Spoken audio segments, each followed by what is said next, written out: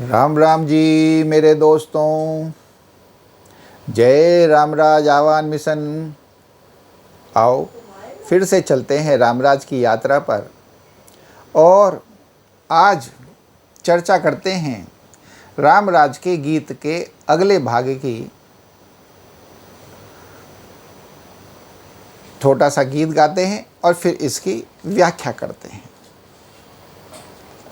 राम राज आएगा, राम राज आएगा, हर कोई राजा राम बनेगा, हर राजा राम हो जाएगा, हर राजा राम हो जाएगा। राम बसेंगे सब जीवों में, जगत राम में हो जाएगा, जगत राम में हो जाएगा। राम बनेंगे शिक्षक सबके, सबको राम बनाएगा, सबको राम बनाएगा। राम राज आएगा, राम राज आएगा। ये कितना सुंदर है। राम राज आएगा, राम राज आएगा, हर कोई राजा राम बनेगा, हर राजा राम हो जाएगा। क्योंकि जब रामराज आएगा तो वो तभी तो संभव है जब राजा राम जैसा हो जाएगा। क्योंकि राम राज तो राम ही बना सकते हैं और किसी के बस की बात तो नहीं। यानी कि राजा को राम तो होना ही होगा। अब हर कोई राजा, अब परिवार का मुखिया अपने परिवार का राजा है, बिजनेसमैन अपने बिजनेस का राजा है, मंत्री अपने मंत्रालय का राजा है, प्रधानमंत्री अपने देश का राजा है, डिस्ट्रिक्ट कलेक्टर अपने डिस्ट्रिक्ट का राजा है। इस प्रकार ये सब राजा ही तो हैं और जो इनके शासन में हैं वो सब इनके राज्य हैं। तो हर कोई राजा राम बनेगा। अब ये जितने भी राजा हैं, क्योंकि रामराज तो तभी बनेगा जब ये राम हो जाएंगे और रामराज आएगा। जब रामराज आएगा तो यानी कि ये सारे राजा राम हो जाएंगे और राम बसेंगे सब जीवों में। तो ये जो राम भाव है, रामपन है, सभी जीवों में बसने लग जाएगा। क्योंकि राम भाव क्या है?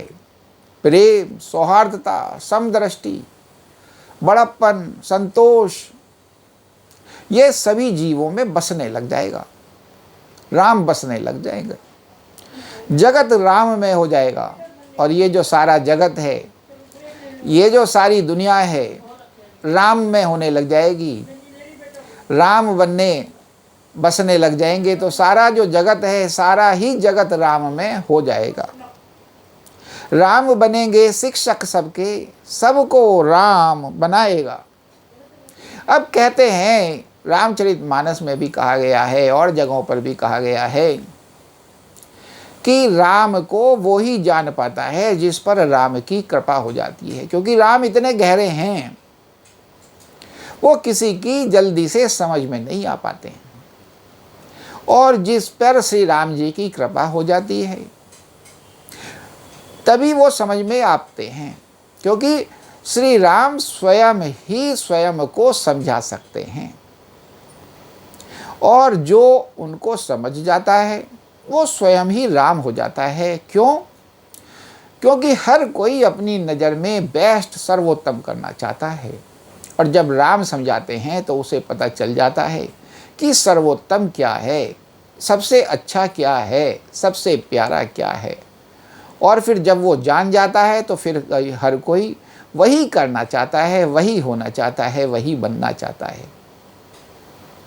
और जब प्रभु राम की कृपा हो जाती है, उनकी कृपा दृष्टि से जो राम को जान जाता है वो फिर स्वयं भी राम होता चला जाता है।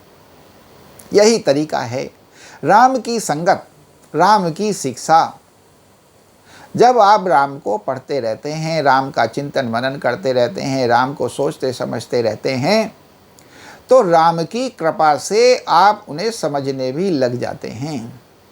श्री रामचरितमानस में कहा गया है कि तू मेरी शरण आ जा, मेरी कृपा से तू इस जगत के रहस्य के रहस्य, रहस्य के रहस्य बिना ही श्रम के पा जाएगा।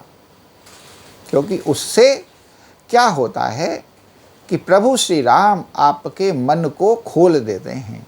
आपका मन चूँकि शांत, संतोषी और प्यारा सा हो जाता है, तो धीरे धीरे शांत चित्त हो जाने की वजह से उसे ये जो सृष्टि है धीमे धीमे समझ में आने लग जाती है।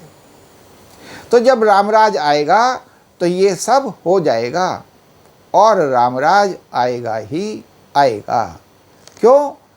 क्योंकि अब ईश्वर की इच्छा से ये सब काम शुरू हुआ है और चारों तरफ से राम और रामराज का ढिंढोरा जो पिट रहा है, जो चारों तरफ उन्हीं के डंका बज रहा है, तो ये वैसे ही नहीं बज रहा है। फिर भविष्यवाणियां भी हैं कि जल्दी ही सतयुग आने वाला है, यानी कि रामराज।